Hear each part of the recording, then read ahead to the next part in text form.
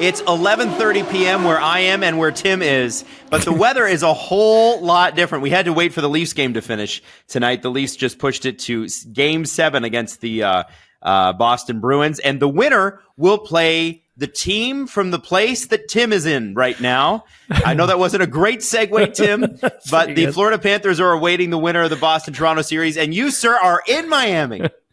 Dude, the Stanley Cup was here today.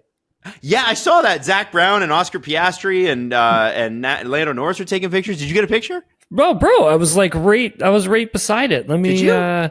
Yeah, so I was beside Larry O'Brien trophy, so I was literally right in front of that. So there's that. And then just for those listening, I'm pulling out pictures on my phone of yeah. Not bad, right? Looky. He's a big guy. I got a bunch of pictures of them. Got this one as well. Mm-hmm. Yeah. So yeah, no, it was good, man. It was cool. I've seen the Stanley Cup in person before. Like I've seen it up close and personal before, but like you live in Toronto. You probably have been, right? Exactly. But I've actually never been that close to the Larry O'Brien trophy. Like that's the closest. I almost got to like hold it if I wanted to, but I was too afraid of like dropping it or doing something stupid. You said no? Well, I mean, Esteban. So I was with Esteban Ocon, and he came out to check the thing out, and I was standing there with him, and we were looking at this thing, and they gave it to him, and then this other guy came over, and he wanted to pick it up. And then the guy's looking at me, and I was just about to ask, like, "Hey, could I pick that up?" And then I'm thinking, you know what? Just don't. You're at Alpine right now. Things are good. You know, I could just see myself picking it up and dropping it or something. Yeah. No one needs my greasy fingerprints on the Larry O'Brien, okay? Well, fair enough, Tim. I have to be honest with you. I wouldn't have that kind of self-control. I'd be like, whatever. I must abstain. I have to read this tweet from Jeppe H. Olesen. He said, I think it's time for another one of these. A recap of the news leading up to the Miami Grand Prix. Tim, I hope you're ready to not talk for the next 5 minutes while I read this tweet. You're like, ready? Buckle up. I got the Sixers game on beside me. We're good. Let's go. Okay. All right. So we got Newey leaving Red Bull. Gunther Steiner, friend of the show, suing Haas. 12 members of U.S. Congress supporting Andretti on the grid. David Sanchez joins Alpine as the executive technical director. And by the way, he started at Renault. HP are the new official title sponsor for Ferrari. Ferrari teases blue and then doesn't really go blue. They kind of just have a blue streak. Aston Martin appeals to Alonso's penalty from the Chinese Grand Prix sprint. Audi signs Hülkenberg, signs playing the waiting game. Vettel will drive Senna's McLaren MP4-8 at Imola. I missed that one. Lando gets a cut on the nose from partying on a boat in Amsterdam during King's Day. WhatsApp now has a Mercedes F1 emoji. Kimi Antonelli does 2 tests in the W13, and Mercedes engineers apparently were blown away by it. Hockenheim ring sold to a group of investors. F1 may be going back to Turkey. F1 introduces rear-facing onboard cameras. F1 introduces 24/7 free streaming channel in the U.S. F1 announces review of the point system. F1 announces review of the point system postponed. And F1 will add more sprints. How about that? That's a lot of stuff, Tim. Like, it's coming That's it's so much. It's so much. And you know what's funny about it is that, like, we got no silly season last year. The driver lineup was the same, and we have just had just explosive moment after explosive moment, and we haven't even started the Miami Grand Prix yet. Yeah, I mean, it just shows you just how crazy everything off track has been so far this year. And Adam, I think it all kind of kicked off with Gunther not being asked to come back to Haas, and then it went to Andretti being rejected by FOM, and then it went to Lewis Hamilton going to Ferrari, and it's kind of like it's literally been a snowball that has gone downhill, and it just keeps getting bigger as it keeps going down this hill. Yes. And it's kind of like you get to the track, and there was just so much going on that you literally can't. You can't cover it all. You can't. And so Tim, I'm going to steer us in a direction of let's just talk about how your day was today. Because the one thing Oof. that a lot of people, you could tweet a whole bunch of news and we can break it down, but you're there. You're there right now. Adam, it's like, it's like drinking through a fire hose, as I like to call it. There's a lot coming at you, and you're just trying to gulp it down as much as you can, and it's just like, and you're like, oh my God. And so that's what Thursdays at F1 Media Day are like. It's incredible. You can't cover it all. You can't do it all either.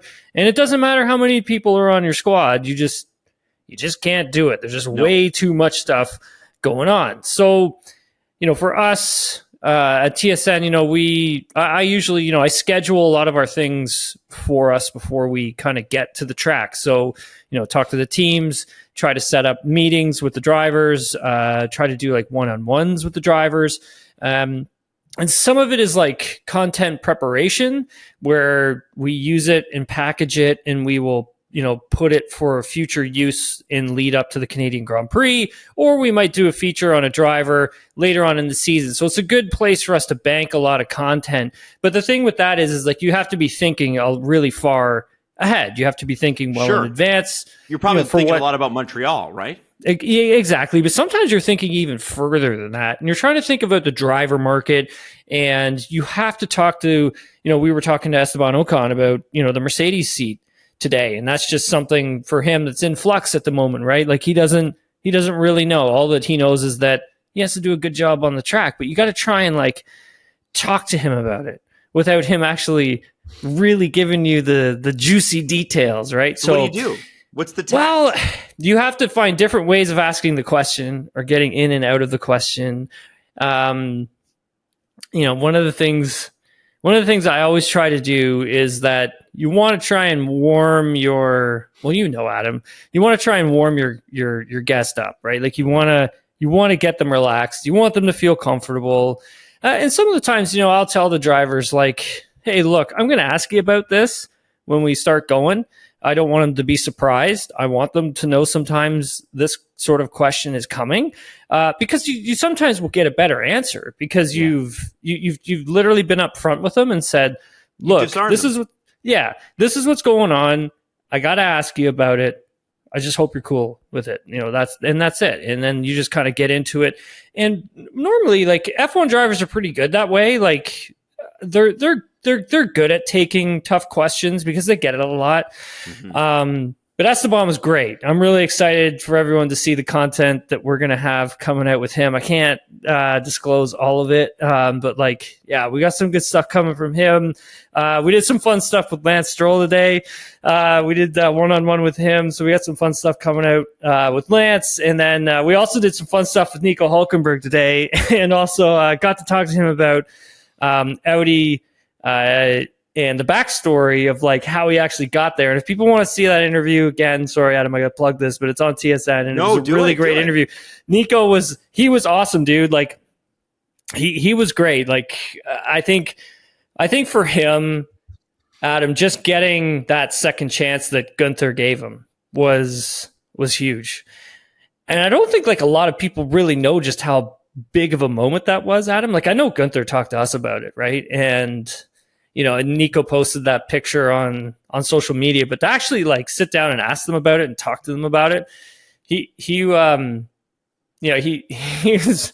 basically like, yeah, it's kind of like paraphrasing. It's kind of like what a turnaround, right? Gone from Formula One for a long time, and you come back, and the last 2 seasons he's been fantastic. I would say it's probably the best he's ever driven, and all of a sudden he gets this great opportunity to go to Audi. Mm-hmm. And gets, good payday, nice long-term contract as well. And he had said, like, I can't kind of let it get to him too much because the air can get quite thin up there when you're not doing very well, essentially. Yes, of course. So it was good, Adam. It was good to chat with him. And then got to do the Max Verstappen scrum. So normally, Adam, like for in F1, when we do media days, normally what we have is like a media pen. And so the drivers in the past, what they would do is you would normally get every single F1 driver coming through the media pen. And they would always make a stop at your post, and you would always like ask them 2 questions, and then they would kind of move on. But now it's not quite like that. Now teams are kind of doing scrums that are outside of their garages, or doing scrums at their hospitality, or they're doing like bigger broadcasting events within their hospitality, where your camera operator plugs in and you ask a question from the floor and the driver answers in the microphone. They're up at their own podium and our camera operator takes in the sound. Now, the Verstappen thing was a scrum. And obviously, Adam, he's a big story today. Just a little. So we were like, okay, we need to get Max. And I'm like, I don't even know. Like, I'm just hoping I can get a question into him because there's going to be so many people there. So we got to the back of the Red Bull garage about 30 minutes before Max arrived, just to like carve out a space to get our elbows out to get ready. So we parked ourselves like kind of right in the middle. So it's like, okay, he can't avoid us. He has to come this way. He has to come here. And I just need to be able to like, be aggressive and get a question in. And dude, I was like swarmed by media. Like our shot, and people can, again, go and watch this. Our shot is so tight because there's just so many people on top of us, dude. And I was able to just pump in 2 questions to him. And like the answers he gave us were great. I mean, I think for him, he's not totally concerned, Adam, about losing Adrian Newey. I mean, there is a bit of concern there, obviously, with the new regulation change that is coming up for 2026. But he feels fairly confident with the technical structure that's still in place with the likes of Pierre Vacher, who you and I have talked about on this show quite a bit lately, and everyone else who's kind of built around him, the technical leadership there. And so for Max, he didn't seem too concerned, but I did follow up with asking him, like, look, there is a big regulation change coming, and Adrian Newey's not going to be here to kind of help you oversee that. And I said, if there are opportunities, elsewhere, are you going to consider them? And he didn't say no. And he didn't say no. And he's like, well, you never know. I'm paraphrasing. He's like, you never know what the future has in store for you. And like, you can't see that far ahead and blah, blah, blah. And so I was thinking, I'm like, okay, so yeah, there could be something. You are a little teeny bit worried that Adrian's gone. Just a bit. Just a bit. Feels that way. Yeah, for sure.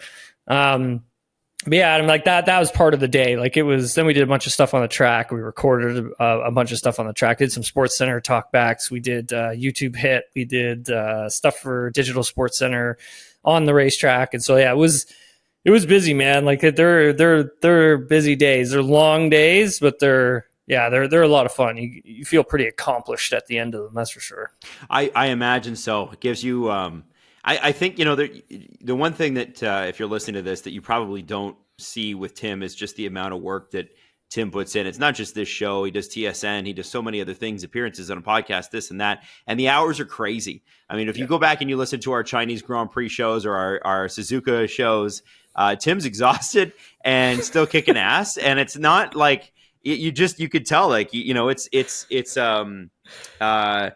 is a lot of, I'm sure, a lot of gratification when you can actually be there, boots on the ground, you know? So Tim, obviously Adrian Newey's name came up, and I thought it was important so people can understand just how good this designer is. Adrian Newey has been a director designer for 6 teams.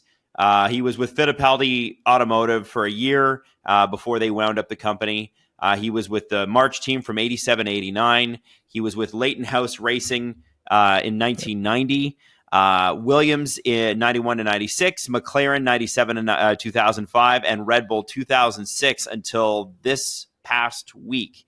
And the championships this man has won. Are you ready? 1994 with Williams, 1992 with Williams, 93 with Williams, 94 with Williams, 96 with Williams, 97 with Williams, 98 with McLaren. Man just dominated the 90s. 2010 with Red Bull, 2011 with Red Bull, 2012 with Red Bull, 2013 Red Bull, 2022 Red Bull, 2023 Red Bull, and if the car continues to be outrageously fast, I would argue that not only is this year's car an Adrian Newey car, I would say next year's is too, because I don't think that things are going to change all that much on that car. Tim, when we talk about these programs, if you make a change in a program, it usually takes, 18 months to 2 years to really, really build on? Yeah, it does. It takes a while. I would say they would probably, Adam, they would feel the effects of not having Adrian working on this iteration of the regulation. I would say they probably won't really feel it until maybe this time next year, I would say. Yeah. Like they'll probably get off to a reasonably strong strong start. But then again, like like we had talked about, and again, I got to reference the Gunther episode because he gave us so much stuff. But in there, I did ask him like about the regulation and just how far sort of Red Bull has taken it, where they can't really take it that much further. And I think we're kind of at that, right? Like they're now looking for like the smallest of margins, but that allows the other teams from behind to really catch up. And that's when I see next season, later this season. I'm interested to see what Ferrari's upgrade looks like when they bring it to Imola. It's supposed to be like massive. That's where you start to see the convergence really, really happening at the front. Mm-hmm. And then that's where you've got the likes of like Adrian Newey, who can maybe offer you a few hundredths of a second here or there. Like he's able to be creative in that way, just to find those little tiny tweaks and details. And that's why I say they wouldn't feel the effects of him leaving until probably, I would say May 2025. But the thing is, Adam, with that deal, like him just basically being allowed to just leave the team, no real gardening leave to speak of. Essentially, Adam, he could just leave Red Bull and just walk on over to wherever immediately when he's done. So that is not what I've read. And I want to ask you about that, because that's really interesting, Tim. Yeah. The rumor on the internet the last couple of days, because Formula One is all rumors, right? It's literally you're trying to piece together a story with 40 different rumors in Spanish, Dutch, British newspapers, French newspapers. It's crazy. Italian newspapers. And so what I had heard was that what I had read, is that he had gardening leave until January next year. So his deal. So essentially, by this time next year, he would be able to go somewhere else. So by the time he gets to like 2025, like May 2025, he would be free to just walk away and just go to another team and not have to do like a 6-month gardening leave, 12-month gardening leave. That's my understanding of it. Okay, that's really interesting. And so because that is so beneficial for anyone trying to get a leg up with the 2026 regulation, like we keep talking about. So that's why I find that extremely interesting that they didn't really hammer down any sort of gardening leave that was going to be longer than a year. Really surprised by that, Tim. Really surprised. Yeah, me too. Again, Is it out of respect for Adrian? Was it contract built that way? That's what some are saying. Some are saying that would be weird, right? Some are saying, Adam, that it is a bit of respect for Adrian, just simply because of what he has done, not only in the sport, but within the team itself. Yeah, they did. They were nowhere before him. Yeah. And I mean, it took years, but it does take years. We should ask, speaking of, we're going to have Arrow McLaren Chief Technical Director Gavin Ward on next week. We should ask him about Adrian. 100%. He knows all about him, worked with him. 100%. So it'll be fascinating. And I'm actually making my way through the read of Adrian Newey's book, which came at Tim's urging last summer. And it kind of got lost in the shuffle. And so I am unfortunately, around the time that Senna has joined Williams, and what's coming, and that part's gonna. But what's amazing about it is that he's not afraid to admit where he makes mistakes. He's not afraid to admit where they went wrong on certain cars and where things went wrong or where he made a mistake. It's just been a joy to read. It's been a fantastic read. So highly recommend that. Tim, Eddie Jordan, who has a great podcast, by the way, for Formula One fans, Formula for Success. Love that show with David Coulthard. Love that show. Eddie's a wild man. We know that. He's wild. He is apparently Adrian Newey's agent, which I didn't know. Apparently. And he has said, Tim, that there's, that Adrian hasn't spoken to anybody. He's just going to take some time off. Now, Eddie is an agent, and his job is to lie on behalf of his client if that is what is best for his client. No one's expecting agents to tell the truth all the time. What are your thoughts on those comments specifically? How likely do you think that is out of 10? 3. 3 out of 10. 3 out of 10. So, okay. Because to me, Adrian Newey doesn't seem like the kind of guy who's like, yeah, no, I just want to go home and not build cars, which is what he's been doing since he was a little kid. Yeah, I just can't see it, Adam. Okay. I really can't. Like, Man, such a 3 might have been generous. So such a competitor. Yeah, exactly. 3 actually I would have actually said 2. Yeah. Or 1. Yeah.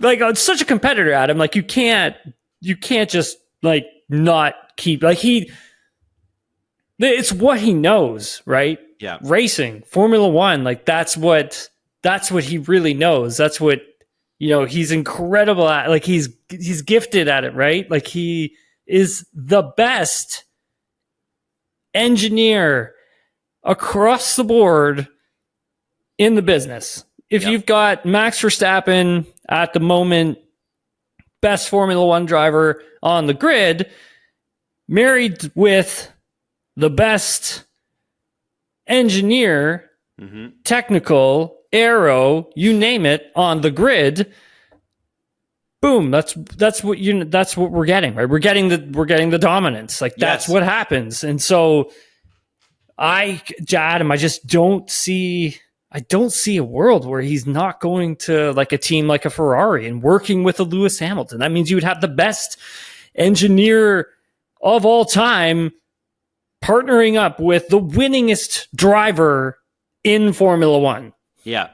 It just doesn't make that doesn't make sense to me. Like, you know what I mean? Like, it just doesn't. Like, and that a driver has that to has happen, been so stunningly talented and yet not won as much as he should. Like Charles Leclerc should have a lot more race wins, should have a lot more poles, should have 2 Monaco victories by now.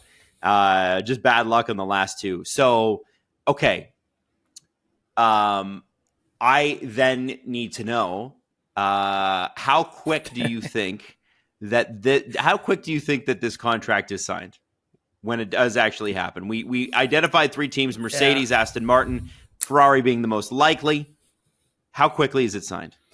Yeah, that's a great question, and I don't have that answer because it could be something that we don't know about until like January next year. Like, it could be something like that, right? I'm not too sure how they will be able to. I'm not too sure how they'll be able to do something like this and like leave the team and then all of a sudden join another and announce a contract. I don't know. I could see it being a while, Adam, to be honest with you. But again, it's F1 and crazier stuff has happened, right? So now we've had 3 races in Miami, okay? Or we're going to have our third. We're going to have a sprint this weekend. What do we expect from this track? What types of cars are going to do well? Like, what teams are going to do well? If I'm setting up my grid rival, who am I looking at here? What's Miami? I would say, like, I'm thinking Ferrari's going to do well, Adam. Like, I have a good feeling about it. I mean, whether or not, that's going to come true, who knows? But like, I think one of the big thing is for Ferrari is just making sure that they're quick right out of the garage, making sure that car is in a sweet spot where both drivers are able to just nudge it a bit in practice to kind of get the last few sort of tenths out of it. That's definitely going to be a challenge for a lot of teams. I do see Red Bull obviously being the strongest team, like always. And then there's Mercedes. Like, I remember Toto Wolff saying there was going to be a huge upgrade for Miami back during the Chinese Grand Prix. And I didn't see it today. Now, that doesn't mean that it's not going to be on the car for tomorrow. But that being said, yeah, there's supposed to be a big upgrade for Mercedes. I'm excited to kind of see what they're able to get out of that. Mm-hmm. And I'm interested to see if they're able to get some more performance in that direction. McLaren, I think, will be good here. I think this could be some portions of this track that I think they could be fairly strong at. I think Aston Martin could they match Max? Yeah, maybe. The thing is that there is a lot of like slower corners further back in the track. There's like a fairly high speed S section, in the first sector, which is kind of nice. It's great to watch the cars go through there because of the change of direction and everything. But then further in the back, you have some slower fiddly bits. And so that's where I think McLaren may probably lose out a bit of their time, but I can see them still being fairly strong here. I'm interested to see how Alpine does. I'm interested to see how they do, man. Well, I mean, they've not driven well, but as we saw with McLaren last year, couple upgrades and you can change things in this era of Formula One. Yeah, 100%. And Williams, obviously, Adam, like they've got a new chassis now. So they completely new. Let's go. Who gets that chassis? Who gets so it? They've finally got a spare car. So it's good. Good. I'm glad to hear that. I don't I'm rooting for Williams. I'm not. Yeah. I'm not making fun, but damn, it's been a rough go for them. Rough, buddy. Like brutal. It hasn't been great for the team, but I think having a spare chassis now, that's going to definitely allow them to finally start to evolve this car that they have now, which isn't like a bad car. Like they've actually made a pretty decent car, all things aside. But now this allows them to really focus on making upgrades for it, bringing new components to this particular car. And so I think for the team, that's a huge relief to finally have this spare chassis. So they don't need to worry about it. The drivers don't need to worry about it anymore either. It's not something that like hangs over their head now, which is good for the team.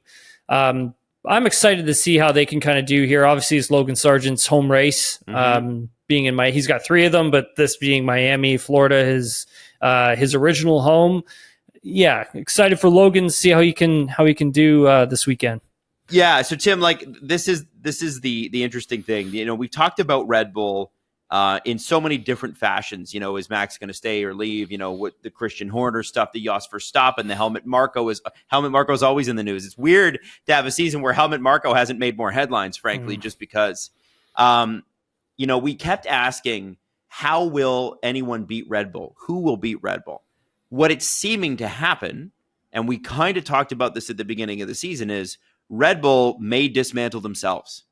And we may be starting to look at what a new era of Red Bull is. Now, it doesn't mean that they can't still be amazing. Doesn't mean they still can't be the most dominant car on the track. I imagine that Adrian Newey being there for 20 years or almost that probably rubbed off on some people.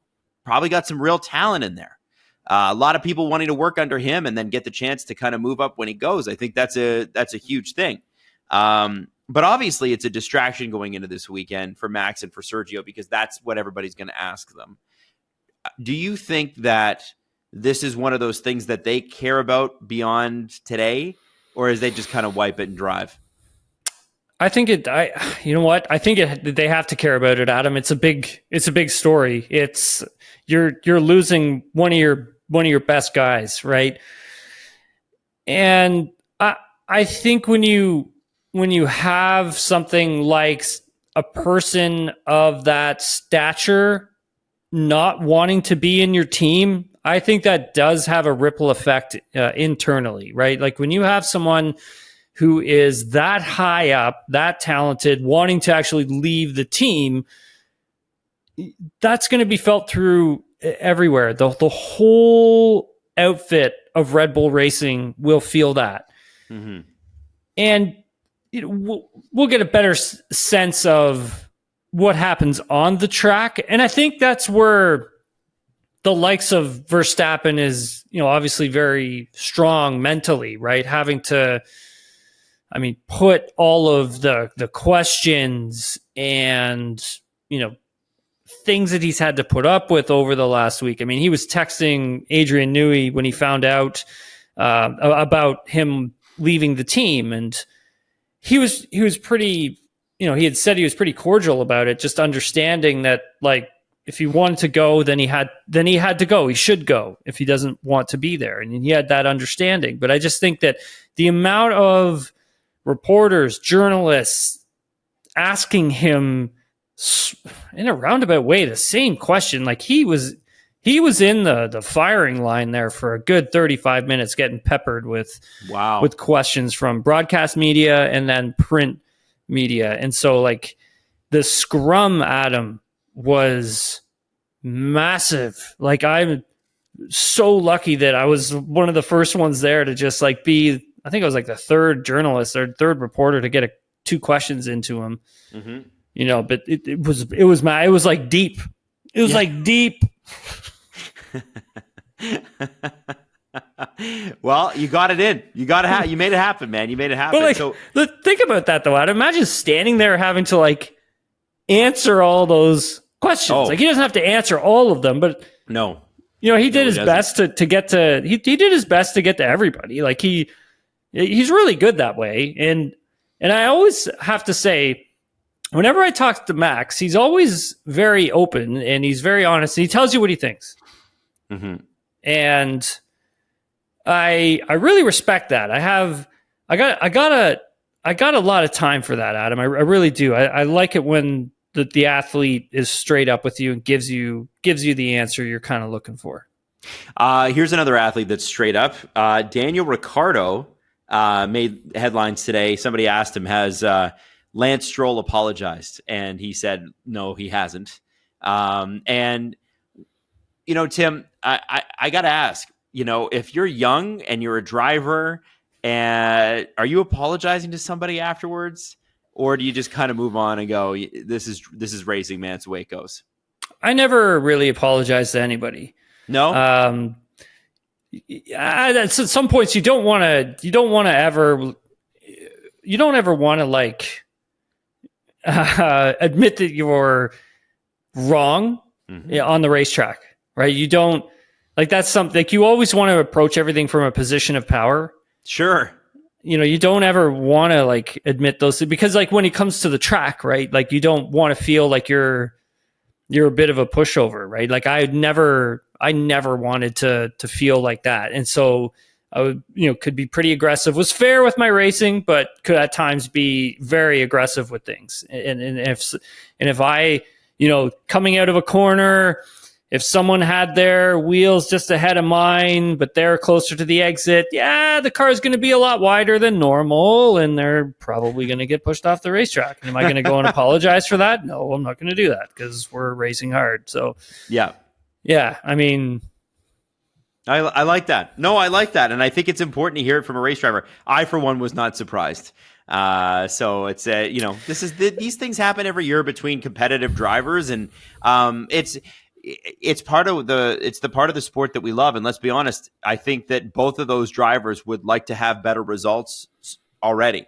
So the fact that they're fighting each other and that they're fired up, I think it makes for an interesting weekend. Yeah, for sure, 100%. Now a lot has been made of the V-Carb, or the Racing Bulls livery. What did you think? Pretty cool. No, I like it. It's cool. Someone wrote to me on Twitter, Adam. And they had said, like, they had wished that they kind of blended it into the top, the engine cowling or whatever. And I really agreed with them, actually. Then when I went back, because the engine cowling is still like the solid blue that's up there. And when I went back and I took another look at the photo, I was like, you know what? That's a great point. And I actually agree with them. But all things aside, I still think it's the best looking livery for this event. I still think it's the best one. I'm not a huge fan of Ferraris, but yeah. No, I'm not either. I wish they'd gone committed, go blue. Yeah, commit. Yeah, like the racing suits being blue and whatever. I'm like, they're going blue. This is gonna be crazy. Nope. Yeah. Fart. Dude, now, the hats. Like, I saw Charles and Carlos today. Like, the hats and the button-up shirts that they've got, they're sick, man. Oh, they're amazing. So nice, dude. They're so amazing. Nice. Listen, if I had $500 for a T-shirt, I would buy one. But it's Ferrari branded, and I know it's going to cost me a mortgage payment. Like, it's their merch is so expensive, it's insane. Like, it's so good, crazy. though. Oh, it's so good. You know who I think's actually running the merch game really well? Is McLaren. They're doing all the right partnerships. They're doing the classic stuff. They're doing the new stuff. Like, I'm listen. I'm a little biased, but I think that works. Now, I guess with all that is happening this weekend, what is your understanding of Gunther Steiner suing Haas? That is news to me. Like, because I found out like everybody else. I think it was it might have been Jonathan Noble who broke that story. But yeah, he apparently suing them in a North Carolina court, I believe, for the team using his likeness on some merch, I believe, and then also for some money that he's owed from past years as well from Haas. And that's all quite interesting because like he's handled it well, Adam. You know? Yeah, he had well, and I mean, what they say in the lawsuit, unpaid royalties, things like that. So very complicated. Hard to know what he's due, not knowing his deal. But yeah, I mean, it's a bummer way to end a relationship that lasted for a long, long time. I think that's the part where I'm like, you kind of, I understand people go their separate ways, but you just, I hope that both sides don't look at this afterwards, and it's hard not to when you got a lawsuit pending, but. And go, the entire time was colored because of that, because they did do something spectacular. I mean, they had a team, they started from nothing, and within a couple of years, they were 5th on the grid.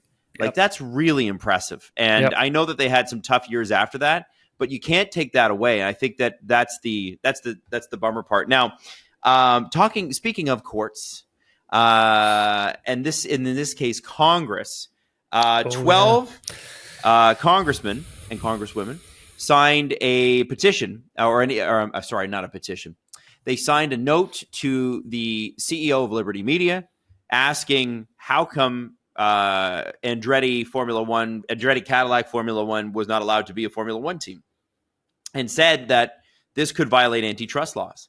Now, the problem is that Liberty Media is not, even though they're an American company, they may be, as a stakeholder, not big enough within the sport to actually be, they might be the majority owner, but they might be a minority share. Specifically the FOM, they're about 27% ownership. So when it comes to this sort of thing, I know Andretti is getting his American muscle in there, and I would imagine that Liberty Media, who has to answer these congressmen by May the 4th, that's tomorrow, they'll probably not answer, but that's it's not great not to answer a congressman. And it's bipartisan. Both the Republicans and Democrats are not happy about it. So here's what my worry is this. Is this the way in for Andretti Cadillac? Do they really feel like they have no other options? It's because these are big weapons. That's a big stick to pull out. Yeah, that Sherman Antitrust Act, and it's no joke. Yeah, the pro-U.S. jobs prospect because of Andretti and the GM Cadillac partnership. That's a huge thing. Like, you don't throw that around lightly, from my understanding. Like, that thing's got some teeth in it. And like, I'm not a lawyer, and I don't know much about the political side in the U.S. and congressmen and congresswomen and what can they do, what can't they do. But when you have both parties like on your side over something like this, that's a serious thing. Like, what they was it Microsoft? Like, a friend of mine was telling me, was it Microsoft? They kind of busted up because they were pretty much like, they had owned so much stuff that they had to kind of break it up. Yeah, and the Sherman antitrust laws from 1890, I actually know a little bit about this. Essentially, and people don't realize this, at the end of the 1800s, to be a normal person in America specifically, were pretty miserable. It's why you don't see a lot of movies about it. It was pre-union. When they did have unions, the police would come in and bust them up. And the Sherman antitrust laws, which were really put into use by Teddy Roosevelt around the turn of the last century, broke up some of the major monopolies over steel, over banking, like with J.P. Morgan Chase, the Carnegie, Mellon, all those dynasties, Astor, all those big families that had outrageous amounts of wealth, like the Vanderbilts. Just to give an idea of how much money some of these people had proportional to the rest of the country. When Cornelius Vanderbilt died, and he was a railway and this is a little history lesson, railway and steamboat guy. Okay, steamboat transportation. He had $1 in every $7 in the American economy. $1 in every $7 belonged to him, which is crazy. And so these laws, as much as they are not put to use as much as they should be these days, things are getting a little bit centralized. Yep. They are very powerful. They have a lot of teeth, yep. And they've been used time and time and time again successfully in American courts. And the reality is I feel like Liberty Media's got to be on the same page. They want this, don't you think? Yeah, I mean, you have an American team, a real American team on there. Yeah, I spoke with someone who is, who knows quite a bit about this stuff. And this thing's no joke, and it can go sideways on them pretty quickly. I think, one of the things is obviously Liberty being an American company that owns Formula One, right? That, and then everything else sort of Liberty actually owns at the same time. Like I think at the end of the day, it may not be what gets Andretti in. I don't know what will, but it doesn't really hurt when you've got something like this, behind you. At least I think it allows there to be more conversation to happen. Yeah. But you remember, Adam, when you and we did a pod not too long ago, and Michael had opened up the factory up in Silverstone Park, the Andretti Global factory that was going to be working on the Formula One cars, like the design shop. He had about just over 100 people employed there, still does. You have to wonder, like, Michael gets told no, but doubles down and invests more, right? And pushes in even more. Yep. It has to make you think, right? Like, I don't know the inside of this. Nobody does. None of us know where this is going to go. And none of us are privy to any of the conversations between the Formula One, FOM, and Andretti Global. But, I mean, you have to wonder, like, they must know something is on their side, or something is going to help them, eventually get into the sport, right? I have to think so, right? Yeah, for sure. And I wonder what, listen, we don't know what the 20% or 27% share that Liberty Media owns of FOM. It could be the voting share, right? Because just because you own 25% of a company doesn't mean you have 25% voting share. It might be that you have 75% voting share. It might be that you have 100% voting share if they're Class A and Class B shares. And I know this is boring business stuff, but it really matters when it comes to this getting through. And you know what? They have a point, Tim. That's the thing. Like, everybody, when Andretti was denied, everybody was kind of bummed about it. Everybody except for the teams that are somehow worried about there being like a lack of sponsors. Yeah. And I don't see it. Like, I understand why McLaren doesn't want Andretti to take the American market a little bit, because McLaren has, for the most part, gone to American sponsors. There, you look at eBay, you look at Google, you look at Dark Trace. A lot of these companies are American companies, and McLaren's done a great job of penetrating that market, so much better than the Haas team, which is supposed to be Team America. And I understand they don't want more competition for the money, but man, you're going to make America a bigger fan of Formula One, which will get more companies involved. There's so much money in the United States. It's crazy. Oh, You got 3 races in the States. You gotta have an American team. And you know what? You gotta have 12 teams. We gotta get back to that. That should be Liberty Media's thing. Let's get 12 on the grid. Let's get more drivers. Let's get more drama. Let's go. I agree. I think obviously it's like we've always discussed with for me, I think it just comes back full circle to that anti-dilution fee that I keep mentioning, is the $200 million for a new team having to pay to come into Formula One. I honestly just think it just keeps coming back to that. I think that needs to be raised, or the teams want that to be raised. Talking to some of the team principals and drivers and stuff, it sounds like there are some teams in Formula One who aren't actually making money just yet. Like, they're just breaking even. And for me, that's a little shocking when you look at what the budget cap looks like now. And you would think that all teams should be making money right now. But then you take a look at the teams at the front and what they're valued at. They're valued through the roof. It's incredible. So, there could be some of that too, right, Adam? What I don't buy in that argument, Tim, and this isn't you, this is the team's argument, right? Yeah. Is the whole idea that these billionaires run these teams to make a year-over-year profit, and they don't. These are now franchises. We have to look at this in a North American franchise thing. Private money will tell you, when you get to that level of wealth, the best place to put it is franchise values, and that's why you're seeing them explode. We saw an NHL team enter the league for $500 million in 2017. The expected cost to add to the league to get Team 33 and Team 34 into the NHL is $2 billion. We're less than a decade. So Tim, and that's not an arena. That's not anything. That's not hiring an employee. You give us $2 billion, and then you start spending money. So but that's the NHL, right, Adam? I understand that, Tim, but that's how Liberty's running it. They have a cost cap. The NHL has a salary cap. Yep. They have billionaire owners, Dorland Capital. The only guy that's I think the poorest team on the grid is Gene Haas's team, and Gene's a billionaire.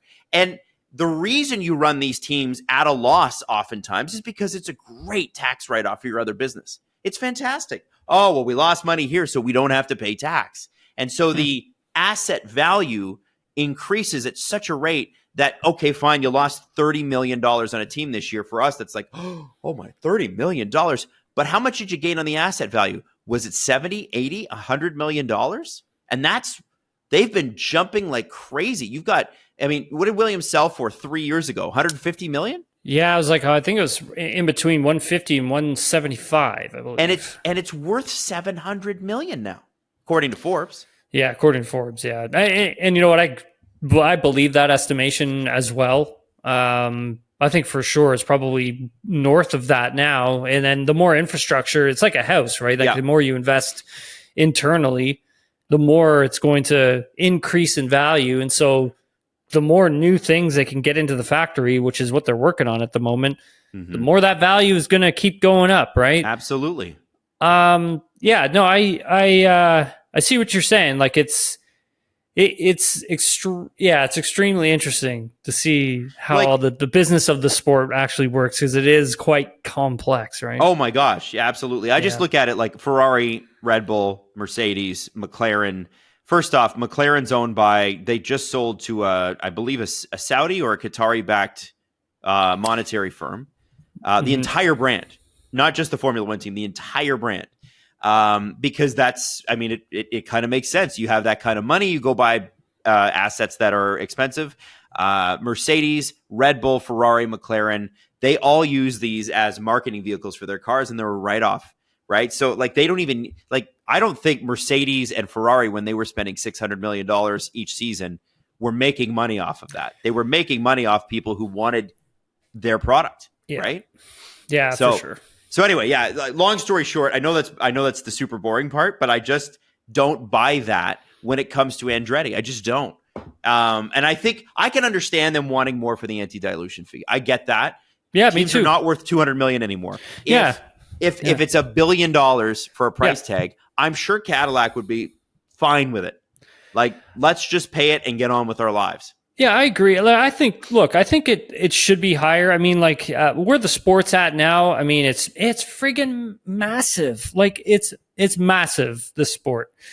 the amount of money it brings in too. Like you got a race here in Miami, Adam. Oh, sold out probably. Like you're probably going to see 80 to 100,000 people. Like you go to Canada, Canada's sold out. And again, like you're looking at like almost 400,000 people for the weekend. Like that's nuts.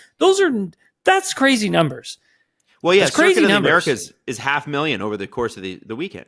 Oh, dude, it's ridiculous, right? Yeah. And so you go to the British Grand Prix, like you should see that. You want to talk about like the amount of fans that come to a race. Holy, unbelievable. So, I mean, the sport is extremely healthy. It's the healthiest I have ever seen it in my whole time. Yep. And 200 million, yeah, that to me, that doesn't, I honestly look at that and I don't think it's enough either now, like No, looking it's at not. what these teams are valued at. And so, yeah, I think that number does need to come up. And I think that is a conversation that it has to happen behind closed doors. And I'm sure that someone is going to come to a consensus on something at some point. I mean, you kind of have to, because here's what I think they're doing. I think they're trying to force a number. Give us, okay, fine. You don't want to pay. maybe. You don't want 200 million. What do you want to pay? And I think the teams are saying, well, what would you offer us? And Andretti's not going to play ball like that. Give us a number. Tell us what the number is, and we'll negotiate. And I think it's which side blinks first. If Andretti makes an offer, you know that whatever the offer is, the teams are going to come in higher and they're going to meet somewhere in the middle, and vice versa. But you gain the advantage in the negotiation if you give the number, if you give your number second, right? Because then you've got the Concord agreement, though, right? Yeah, and that ends at the end of 2025, and all the teams have to sign up to that. And in there is also the anti-dilution fee that is baked into that Concord agreement. And so you would have to see that, okay, well, if the Andretti's weren't going to come onto the grid for 2025, and they want to go to 2026, which is what they want to do, then that Concord agreement is going to it's going to shift, right? It's going to change, and that change is going to happen for 2026. So what does that anti-dilution fee look like in that shift? it's going to be crazy to see. That's what I'm curious about, because when we compare it to other sports, like for an NHL team, I mean, Adam, like these are, I'm not knocking the NHL, but I mean, it's not where Formula One is, right? Like not in the world. No, the reason the NHL is worth so much is there's so many games, right? Right. There's just more chances to make money. Right. That's all. So I'm just, what I'm trying to say is essentially like, the value of a team, of a new team, of a franchise coming into the sport has to be greater than that. That's the way I look at it. And I agree with you. And I think it should be $700 or $800 million. I'm sure Andretti's saying, but these are your rules. Yeah. It says here it's 200 million. Yeah. Why are you changing it now? Yeah. I offered you 200 million. I see this. I said that. And they would have a point. So it'll be, I think it comes down to money, as it always does. And we'll see an Andretti team, but damn, I just want it to happen. So we get an 11th team. How much fun. Oh, it'd be awesome. So many more storylines. It'd be great. Absolutely. So listen, Tim, what's your day tomorrow look like? Oh, buddy, we got some one-on-one time with your guy Andres Stella down at McLaren. Yes, got some fun. Say hi, big fan. Yeah, I've got some fun stuff planned with him. He's gonna be taking me through their car. I get to do some fun stuff with the McLaren F1 car tomorrow morning. So that's going to be very exciting. I'm looking forward to that. Team principal press conference, got to cover, interview the team principals. Then we've got practice. Then I got a tiny bit of a break. Then we've got sprint quali, and then we're doing an interview. So Gunther's coming on TSN with me following sprint quali. He's going to be the analyst. I'm going to try and host. So we'll see how that goes. It's going to be, it's going to be so much fun, because literally I got a guy there who knows the ins and the outs of the sport, and Gunther and I are just going to sit there and chop up qualifying. It's going to be great. I'm so looking forward to it, man. Incredible. It's beautiful. Well, I'm looking forward to it, Tim. So you can watch Tim's coverage all weekend long on TSN. And I'm sure you'll make appearances elsewhere as well, sir. But listen, it's past midnight. I got to get you to bed, because you got a big day with Gunther tomorrow, and we can't have you tired for that. Copy that, Adam. Thanks, buddy. I appreciate it.